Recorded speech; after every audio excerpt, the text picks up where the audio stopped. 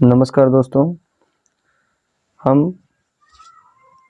कक्षा 10 के अध्याय 10 प्रकाश, परावर्तन तथा अपवर्तन का अभ्यास का प्रश्न सॉल्व कर रहे थे। अब हम आगे के अभ्यास के प्रश्नों को सॉल्व करते हैं। तो हमारा अगला प्रश्न है, क्वेश्चन नंबर 5 है। क्या बोलता है? क्वेश्चन नंबर 5 बोल रहा है कि किसी दर्पण से आप चाहे कितनी ही दूरी पर खड़े हो, आपका प्रतिबिंब सदैव सीधा प्रतीत होता है, संभवतः दर्पण है। यानी कि हमको इस प्रश्न में यह बताना है कि कोई दर्पण है जिसके सामने आप चाहे कितनी भी दूरी पर खड़े हो जाओ, ठीक है, आपका जो प्रतिबिंब होगा वो सदैव सीधा प्रतीत होगा, ठीक है, यानी कि हमेशा सीधा प्रतिबिंब बनेगा, ठीक है। तो इसका जो विकल्प दिया हुआ है वो दिया है केवल समतल, ठीक है, केवल समतल की बात कर रहा है,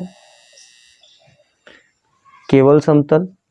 दूसरा कह रहा है केवल अवतल, तीसरा कह रहा है केवल उत्तल, और चौथा बोल रहा है या तो समतल अथवा उत्तल, ठीक है। तो इस प्रश्न को हम देखिए कैसे करेंगे। इसके लिए हमने बना के रखा है पहले से ही। तो इस प्रश्न में बोल रहा है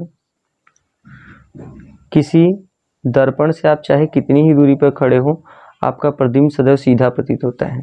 तो सीधा प्रतिबिंब, ठीक है, सीधा प्रतिबिंब, अगर सीधे प्रतिबिंब की बात करें तो हमने अवतल दर्पण में देखा था कि अवतल दर्पण में सीधा और उल्टा दोनों प्रकार के प्रतिबिंब बनते हैं, जबकि उत्तल दर्पण की बात करें तो उत्तल दर्पण में सदैव आभासी और सीधा प्रतिबिंब बनता है, ठीक है। लेकिन इसमें समतल दर्पण का भी दिया है, तो समतल दर्पण की बात करें तो समतल भी हमेशा सीधा प्रतिबिंब बनाता है। तो याद करके रख लेना है कि समतल तथा उत्तल दोनों प्रकार के दर्पणों में प्रतिबिंब सदैव सीधा बनता है, ठीक है। ये तो समतल तथा उत्तल दोनों प्रकार के दर्पणों में प्रतिबिंब सदैव सीधा बनता है, ठीक है। तो यानी कि समतल और उत्तल दोनों में सीधा प्रतिबिंब बनता है। तो यहाँ पर अगर हम देखें इसका ऑप्शन, तो ऑप्शन नंबर डी सही होगा, या तो समतल होगा अथवा उत्तल होगा, क्योंकि उत्तल में भी सीधा प्रतिबिंब बनता है और समतल में भी सीधा प्रतिबिंब बनता है। तो इसका जो आंसर होगा डी वाला होगा। चलिए हम नेक्स्ट क्वेश्चन देखते हैं, छठा क्वेश्चन।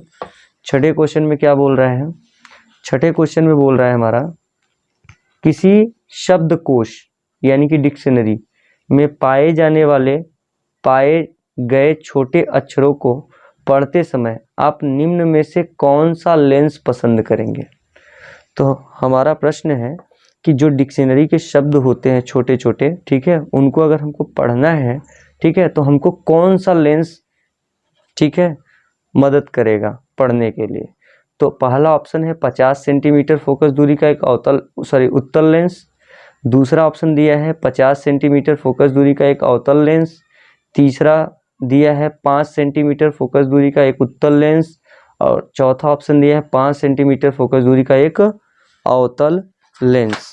तो अगर हम इसमें देखें तो हमको पता है कि छोटे अक्षरों को, पहले हम इससे ये समझ लेते हैं कि आखिर दोनों लेंसों का कार्य क्या होता है, ठीक है, अवतल और उत्तल लेंस का कार्य क्या होता है। अगर हम अवतल लेंस की बात करें, ठीक है, तो यहाँ पर है, अगर हम अवतल लेंस की बात करें तो अवतल लेंस क्या करता है? अवतल लेंस का कार्य क्या होता है? अवतल लेंस बड़ी चीज़ों को छोटा करके दिखाता है, यानी कि बड़ी जो चीज़ें होंगी अगर उनको छोटा करके देखना है तो अवतल लेंस का यूज करते हैं। लेकिन हमको ये तो करना नहीं है, हमको करना क्या है? छोटी चीज़ को बड़ा करके देखना है, क्योंकि डिक्शनरी के शब्द छोटे हैं। तो इसका मतलब ये हुआ कि अवतल लेंस तो यूज में आएगा ही नहीं, ठीक है। तो उत्तल लेंस का कार्य देख लेते हैं। उत्तल लेंस छोटी चीज़ों को बड़ा करके दिखाता है, यानी कि हमारे ऑप्शन से ये उत्तल लेंस वाला तो कट जाएगा, अवतल लेंस वाला तो कट जाएगा, न तो ये होगा और न ही ये वाला होगा। यानी कि अब हमारे पास केवल दो ऑप्शन बचते हैं, पहला और तीसरा, इन दोनों में से कोई हो सकता है। तो अगर हम और आगे की बात करें तो उत्तल लेंस तो यही करता है, उत्तल लेंस क्या करता है? छोटी चीज़ों को बड़ा करके दिखाता है। लेकिन छोटे अक्षरों को देखने के लिए लेंस की क्षमता p अधिक होनी चाहिए। ठीक है, यानी कि छोटे अक्षरों को देखना है तो लेंस की क्षमता पर डिपेंड करता है, और लेंस की क्षमता अधिक होने के लिए हम लोगों ने एक फार्मूला पढ़ा है। वो क्या है फार्मूला? लेंस की क्षमता, अगर p का मान, ठीक है, अगर लेंस की क्षमता अधिक होगी, ठीक है, तो फोकस दूरी को कम करना पड़ेगा, यानी कि कम फोकस दूरी वाले लेंस की जो क्षमता होती है वो अधिक होती है। ठीक है, तो यानी कि हमको पता है कि छोटे अक्षरों को देखने के लिए लेंस की क्षमता यानी कि p अधिक होनी चाहिए, और p को अधिक करना है मतलब फोकस दूरी कम करना पड़ेगा।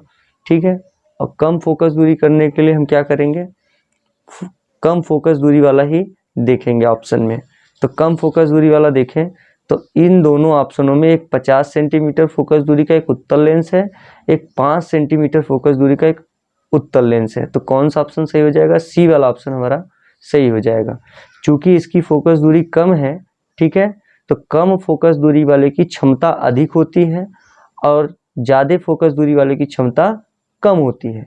क्योंकि हमने पढ़ा है P is equal to 1/f होता है, यानी कि अगर फोकस दूरी को बढ़ाएंगे तो क्षमता घट जाएगी। ठीक है, यानी कि अधिक फोकस दूरी वाला अगर हम लेंस लेते हैं तो उसकी क्षमता कम होती है, और कम फोकस दूरी वाला अगर लेंस लेंगे तो उसकी क्षमता अधिक होगी। तो यानी कि फोकस दूरी कम रखनी पड़ेगी, और कम फोकस दूरी के लिए 5 सेंटीमीटर फोकस दूरी हम लेंगे।